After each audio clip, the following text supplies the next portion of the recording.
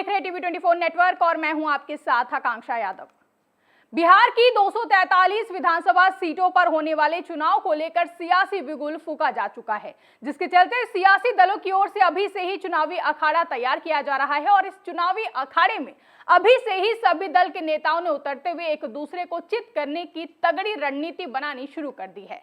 इसी कड़ी में एक और जहां बिहार में इन दिनों एनडीए टूटता बिखरता हुआ दिखाई दे रहा है, बिहार एनडीए के साथ ही उसका साथ छोड़ रहे हैं, तो वहीं वक्फ कानून का समर्थन करने के बाद से सीएम नीतीश कुमार के खिलाफ मुस्लिम वोटरों की नाराजगी भी देखने को मिल रही है। और ये नाराजगी सिर्फ मुस्लिम मतदाताओं में ही नहीं बल्कि सीएम नीतीश की पार्टी के भीतर भी देखने को मिली और जेडीयू के कई मुस्लिम नेताओं ने पार्टी से इस्तीफा दे दिया, जिसके बाद से कहा जाने लगा कि सीएम नीतीश कुमार की पार्टी जेडीयू अब कमजोर पड़ने लगी है और इसका खामियाजा उन्हें आगामी बिहार विधानसभा चुनाव में उठाना पड़ सकता है। और अब सीएम नीतीश की इसी कमजोरी को विपक्ष मौके के रूप में देख रहा है और कह रहा है कि जब हम सरकार में आएंगे तो वक्फ कानून को कूड़ेदान में फेंकने का काम करेंगे। तो वहीं अब विपक्षी महागठबंधन यानी कि इंडिया गठबंधन ने भी पूरी तरह से इस कथित सीएम नीतीश की आपदा को अपने लिए अवसर बनाने का काम करना शुरू कर दिया है, जिसके चलते आगामी बिहार विधानसभा चुनाव को लेकर इंडिया गठबंधन में शामिल कांग्रेस और आरजेडी ने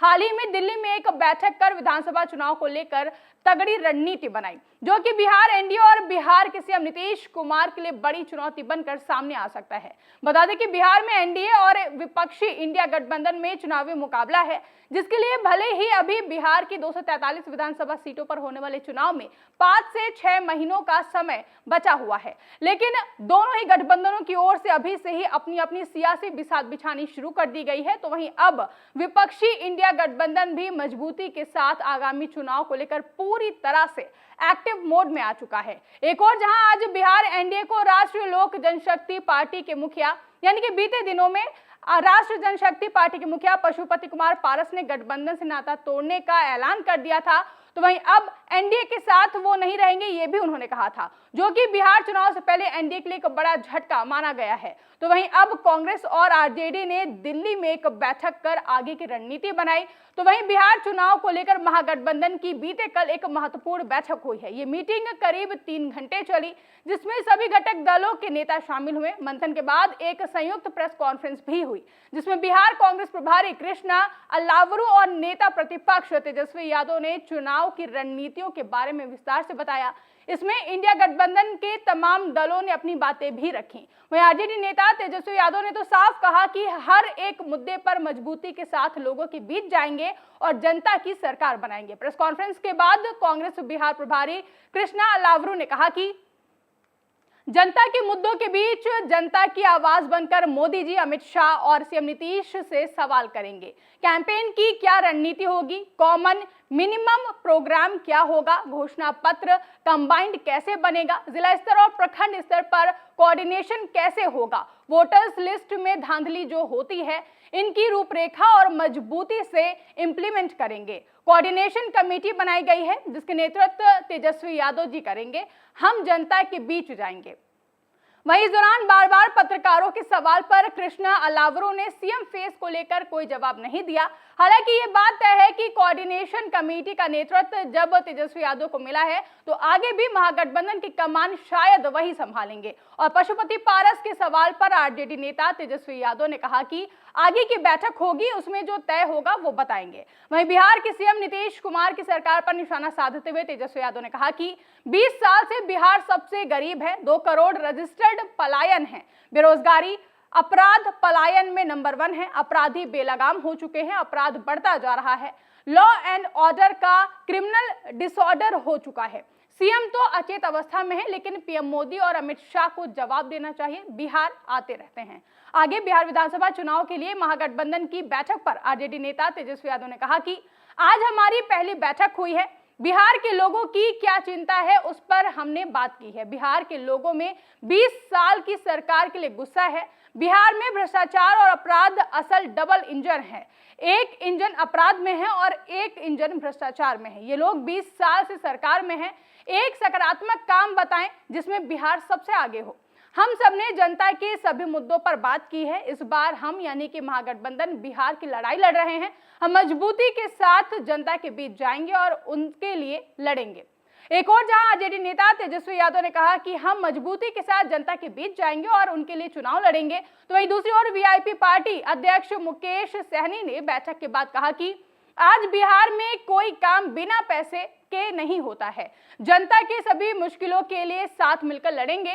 सभी लोग 20 साल पहले की बात करते हैं, आज कोई नहीं कहते हैं कि आज क्या हो रहा है। अगर गलत काम के लिए मेडल देने की बात हो तो बीजेपी को मिलेगा। एनडीए के लोग सिर्फ भ्रम फैलाने का काम करते हैं। वीआईपी पार्टी गठबंधन के साथ मजबूती के साथ खड़ा रहेगा। लालू प्रसाद यादव के विचारधारा को बिहार आगे बढ़ाएंगे। जबकि राजद नेता मृत्युंजय तिवारी ने कहा कि भाजपा अपनी पार्टी और अपना गठबंधन बचाए, एनडीए की नाव डूबने वाली है। उनके कई सहयोगी एनडीए की नाव डूबता देख महागठबंधन में आने वाले हैं। तेजस्वी यादव को जनता ने मुख्यमंत्री के रूप में स्वीकार कर लिया है।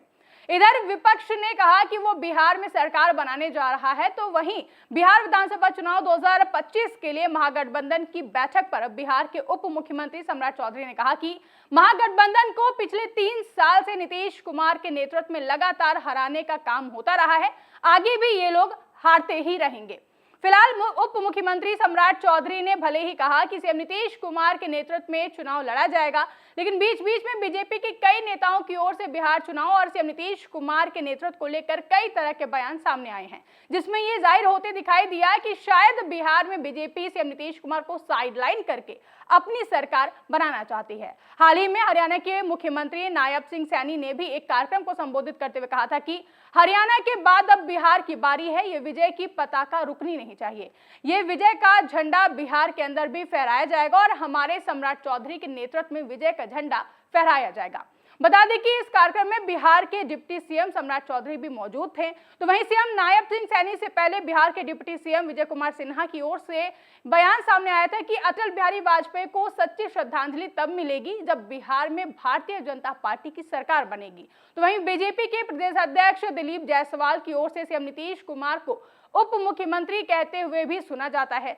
जबकि हाल फिलहाल की बात की जाए तो हाल ही में बीजेपी नेता अश्विनी चौबे ने सीएम नीतीश कुमार को लेकर कहा था कि सीएम नीतीश कुमार को उप प्रधानमंत्री बनना चाहिए, जिसके बाद सवाल उठने लगे कि क्या बीजेपी की ओर से सीएम नीतीश कुमार को बिहार की राजनीति से बाहर करने का कोई प्लान बनाया जा रहा है।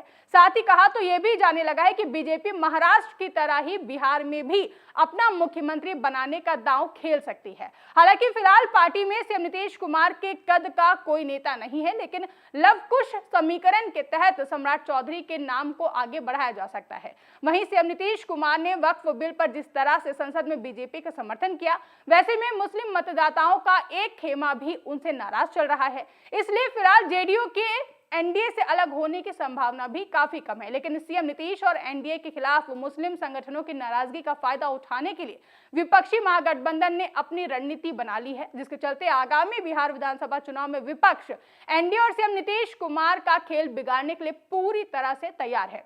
अब ऐसे में देखना काफी अहम होगा कि इस बार बिहार की जनता किसे बिहार की कमान सौंपने का काम करेगी। आपको क्या लगता है, कमेंट करके हमें जरूर बताएं। साथ ही ऐसी ही तमाम बड़ी खबरों के लिए आप बने रहे टीवी 24 नेटवर्क के साथ।